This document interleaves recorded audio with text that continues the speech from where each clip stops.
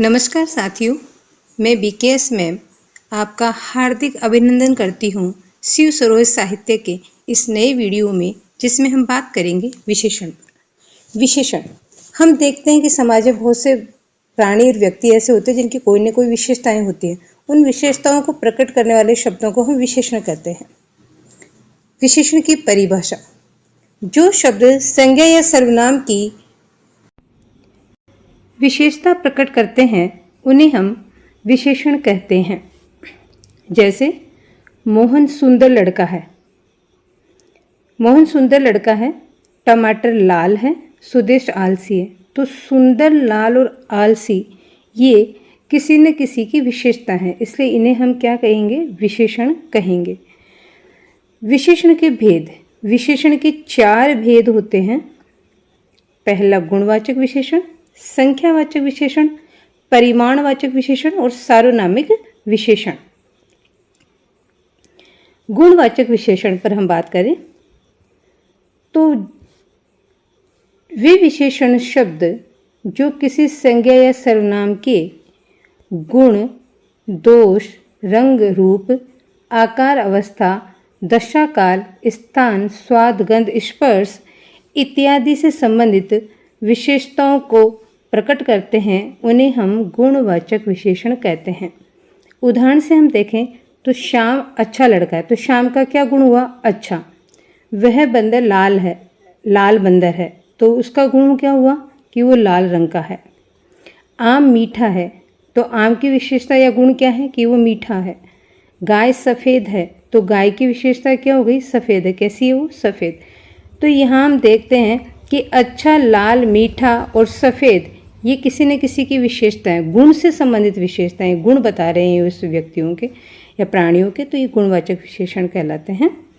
अब गुणवाचक विशेषण में हम देखें तो क्या क्या आते हैं। गुणवाचक विशेषण में गुण से संबंधित, दोष से संबंधित विशेषताएं, आकार से संबंधित, रंग, रूप, दशा, स्थान, काल, स्वाद, गंध, स्पर्श, अवस्था, इनसे संबंधित जो शब्द होते हैं वो सब गुणवाचक विशेषण में आते हैं। गुणवाचक विशेषण में जैसे किसी का गुण होता है, जैसे दयालु, भोला, सत्यवादी, सुशील। दोष में हम देखें तो झूठा, कपटी, क्रोधी। आकार देंगे तो गोल, चौकोर। रंग गोरा, काला। रूप सुंदर, कुरूप। दशा दुबला, गरीब, रोगी। स्थान पहाड़ी, उबड़ खाबड़। काल नया, पुराना, नवीन, मासिक। स्वाद कड़वा, फीका।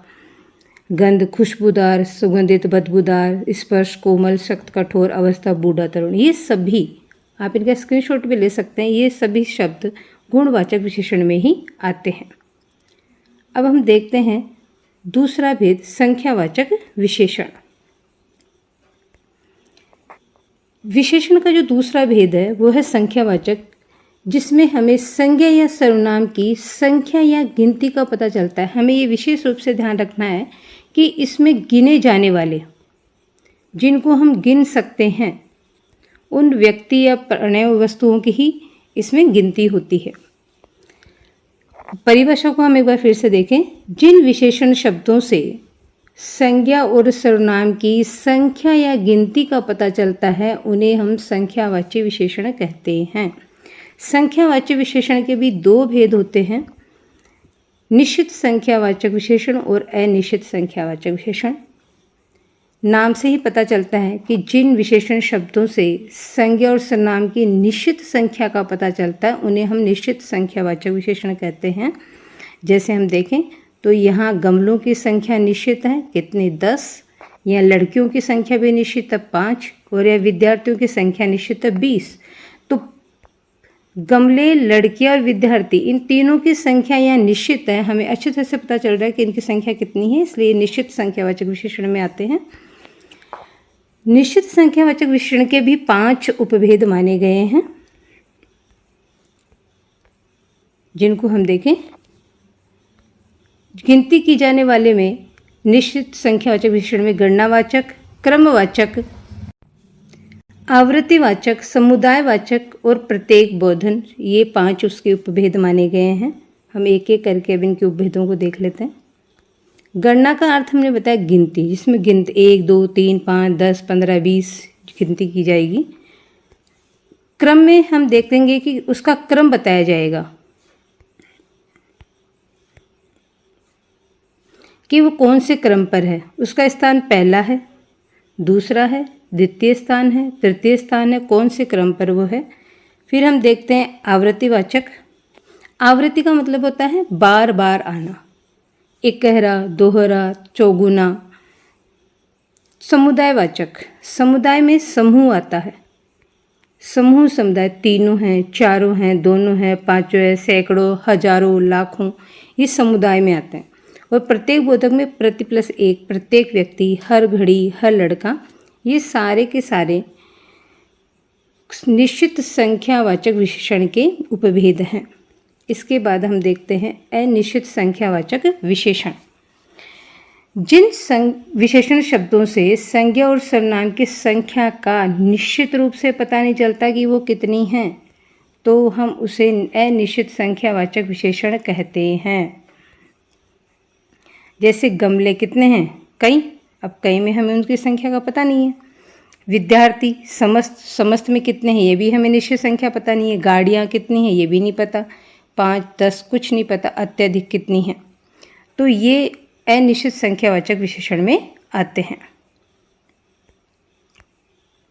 अब हम इन दोनों का तुलनात्मक अध्ययन करें तो निश्चित में जिनका निश्चित संख्यावाचक विशेषण में निश्चित संख्या का पता चलता है, अनिश्चित में निश्चित संख्या का पता नहीं चलता है।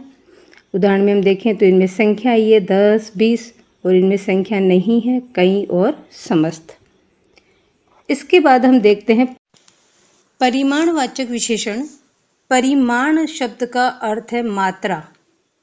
हम याद करें तो माण से अर्थ है माप, नाप या तोल।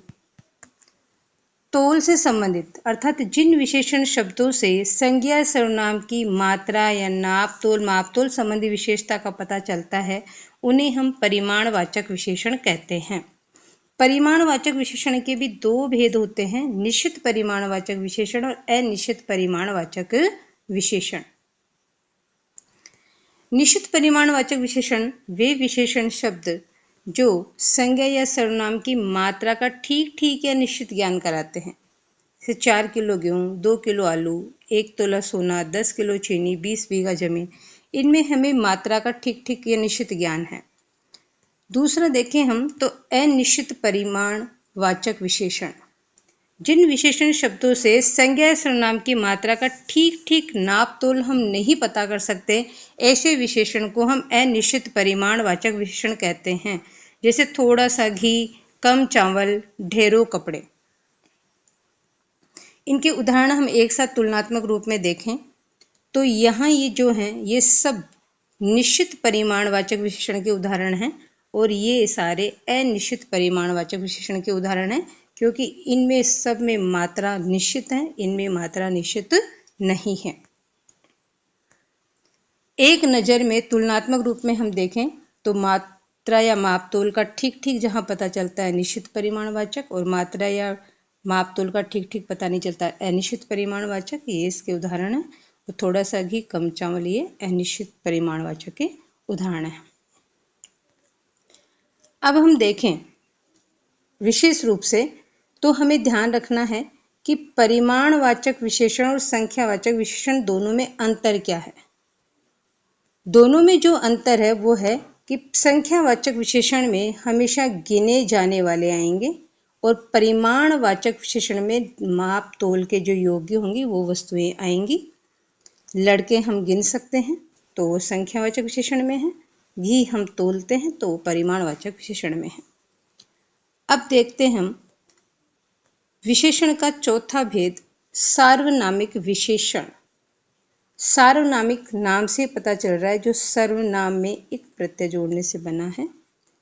परिभाषा हम देखें तो जब कोई सर्वनाम शब्द विशेषण के रूप में प्रयुक्त होता है तो उसे सार्वनामिक विशेषण या संकेतवाचक विशेषण कहते हैं।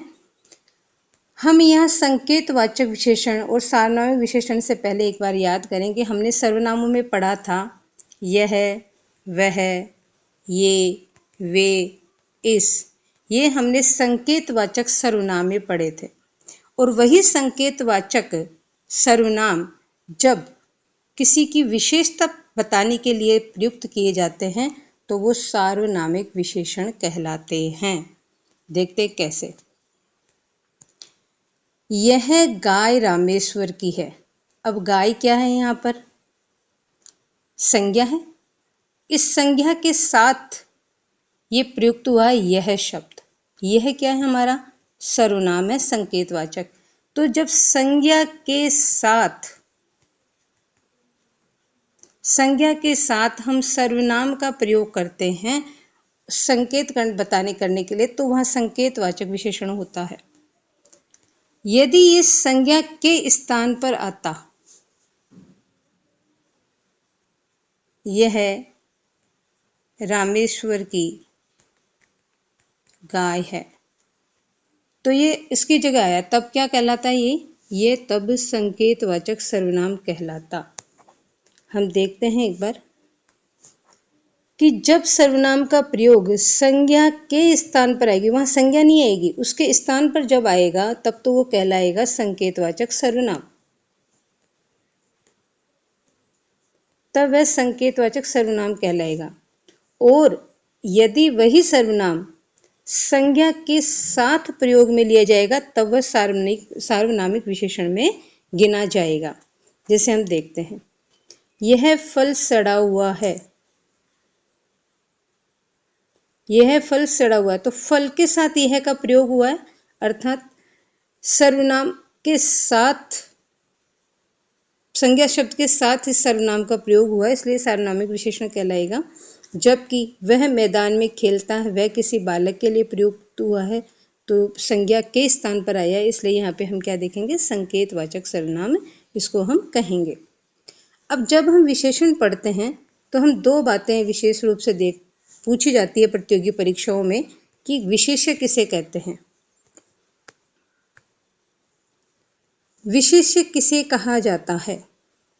तो जब हम उदाहरण देखते हैं कि जिस संज्ञा या सर्वनाम की विशेषता बताता है उस संज्ञा व सर्वनाम को ही हम क्या कहते हैं?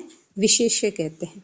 अब देखें एक बार, हमने ऊपर पढ़ा कि ये तीनों तो विशेषण हैं, लेकिन ये विशेषण किसकी विशेषता बता रहे हैं? ये इनकी संज्ञा और सर्वनाम, जिनको हम कहेंगे ये संज्ञा और सर्वनाम है। तो इन संज्ञा और सर्वनाम को ही हम क्या कहेंगे? विशेष्य कहेंगे। ये ध्यान रखने वाली बात है। ये प्रश्न बहुत बार प्रतियोगी परीक्षाओं में पूछा गया है कि विशेष्य किसे कहते हैं? जो संज्ञा और सर्वनाम होते हैं उन्हें ही हम विशेष्य कहते हैं, और विशेष्य की ही विशेषता बताने वाले शब्दों को हम क्या कहते हैं? विशेषण कहते हैं। बात करें प्रविशेषण किसे कहते हैं? विशेषण की भी विशेषता बताने वाले शब्दों को हम क्या कहते हैं? प्रविशेषण कहते हैं। उदाहरण में हम देखें तो गौरव बहुत प्रतिभाशाली है।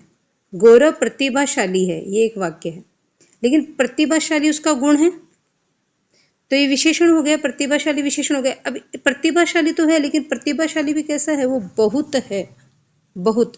तो विशेषता की भी, विशेषण की भी विशेषता जो शब्द बताता है ये हमारा विशेषण है, और इस विशेषण की भी विशेषता कौन बता रहा है? बहुत। तो ये हमारा प्रविशेषण कहलाएगा। ऐसे ही वह दयालु है, लेकिन दयालु भी वह कैसा है? वो अत्यंत दयालु है, तो दयालु हमारा विशेषण हो गया। और इस विशेषण की भी विशेषता कैसी है? कि वो बहुत ज़्यादा दयालु है, अत्यंत दयालु है, तो ये हमारा प्रविशेषण हो गया।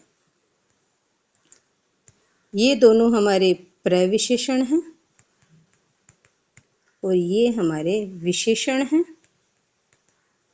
ये हमारे विशेष्य हैं। एक प्रश्न जो पूछा जाता है वो ये भी है कि विशेषण की अवस्थाएं कितनी होती हैं? विशेषण की विशेषता, जब हम विशेषता बताते हैं तो हम तुलना भी करते हैं आपस में। तो तुलना जब हम करते हैं तो उस तुलना के लिए 3 अवस्थाएं हमारे यहाँ मानी गई हैं: मूलावस्था, उत्तरावस्था, उत्तमावस्था। मूलावस्था में क्या होता है? हम एक ही संज्ञा पद को लेते हैं, जैसे प्रदीप, और प्रदीप उसके एक ही गुण की हमने चर्चा करी कि वो कैसा लड़का? अच्छा लड़का है। ठीक है, तो एक ही संज्ञा पद और उसका एक ही गुण की हम चर्चा करेंगे। दूसरा, हम उत्तरावस्था में आए तो हम दो वस्तुओं में तुलना करेंगे, और दो वस्तुओं की जब हम तुलना करेंगे तो उनमें से किसी एक के गुण को या तो अधिक बताएंगे या उसके गुण को कम बताएंगे। उदाहरण में हम देखें, उदाहरण से देखें तो अभय की अपेक्षा अजय लंबा है। तो हम दो लोगों में तुलना कर रहे हैं, अभय में और अजय में तुलना कर रहे हैं, और क्या बता रहे हैं कि ज्यादा अधिक लंबा कौन है, अजय लंबा है अभय की तुलना में। तो ये हमारा कौन सा हो गया, ये हमारी उत्तरावस्था हो गई। तीसरी जो अवस्था है वो है हमारी उत्तम अवस्था। उत्तम अवस्था में क्या होता है, हम बहुत सारी चीज़ों में से किसी एक को सर्वश्रेष्ठ चुनते हैं और उस सर्वश्रेष्ठ के गुण की ही अधिकता या न्यूनता, मतलब अच्छा या कम बताते हैं। जैसे सोहन अपनी कक्षा का सर्वाधिक होशियार लड़का है, तो हम इसमें कहेंगे कक्षा में तो बहुत सारे विद्यार्थी हैं, उनमें सब में से सर्वश्रेष्ठ कौन है, सोहन है। तो हम इस तरह से हमने देखा कि विशेषण की अवस्थाएं कितनी हैं, 3। मूल अवस्था, मूल में यदि हम तर जोड़ देते हैं तो उत्तर अवस्था बन जाती है, और तम जोड़ देते हैं तो उत्तम अवस्था बन जाती है। और इस तरह से हमारी तीनों अवस्थाएं बन जाती है, मूलावस्था, उत्तरावस्था और उत्तम अवस्था। इनको हम देखते हैं उदाहरणों में, तो ये तीनों इस तरह से हमें देखने को मिलते हैं।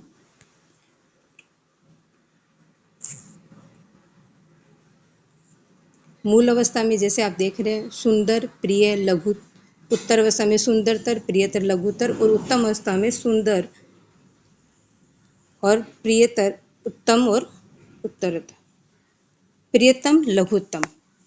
धन्यवाद दोस्तों, उम्मीद है आपको ये विशेषण बहुत अच्छे से समझ में आएंगे। प्रतियोगी परीक्षाओं के लिए आप तैयारी करेंगे तो निश्चित ही इस वीडियो से आपको बहुत अधिक लाभ होगा। इसलिए वीडियो को लाइक करें, शेयर करें और सब्सक्राइब करें। धन्यवाद।